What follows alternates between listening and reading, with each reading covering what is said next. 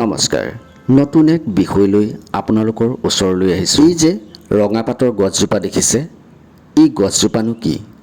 এনেধৰণৰ ৰঙাপাতৰ গছ বহুতেই আছে, কিন্তু তাৰ মাজত সঠিক চিনাক্তকৰণ কৰক। এইখিনিতে এটা কথা কৈ লওঁ, যিসকলে এই গছজোপা চিনি পায় তেখেতসকলৰ বাবে এই ভিডিঅ'টোত থকা গছজোপা হয়তো চিনাকি।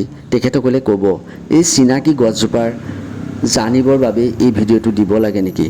হয়, বহুত লোকেই হয়তো এই গছজোপা চিনি নাপায়। অসম উত্তৰ পূৰ্বাঞ্চলত থকা বিভিন্ন গছ লতিকাই আমাৰ বেমাৰ ব্যাধিৰ পৰা আদি কৰি বিভিন্ন স্বাস্থ্য যতনত সহায় কৰে। যিসকল লোকে গছ লতিকা চিনি নাপায় তেখেতসকলৰ বাবেহে আমি ভিডিঅ' প্ৰস্তুত কৰোঁ। আৰু সকলো গছ লতিকা আমিও চিনি নাপাওঁ, আপোনালোকেও আমাক চিনাকি কৰি দিব লাগিব। সকলোৰে প্ৰতি দায়িত্ব আছে। লগতে প্ৰয়োগ কৰাৰ আগতে গছ লতিকাসমূহ সঠিক চিনাক্তকৰণৰ একান্ত প্ৰয়োজন বুলি আমি ভাবোঁ। গছ লতিকাৰ সঠিক চিনাক্তকৰণ নোহোৱাতে আমি বহু সমস্যাও ভোগ কৰোঁ। যিকোনো গছ লতিকাৰ ভিডিঅ' প্ৰথম 2-3 ছেকেণ্ড চাই গছজোপা চিনি পালোঁ বুলি ভাবিয়েই প্ৰয়োগ কৰাটো সম্পূৰ্ণ ভুল। এই সম্পৰ্কে বিজ্ঞজনক সুধিহে প্ৰয়োগ কৰাটো খুবেই ভাল বুলি গণ্য কৰোঁ।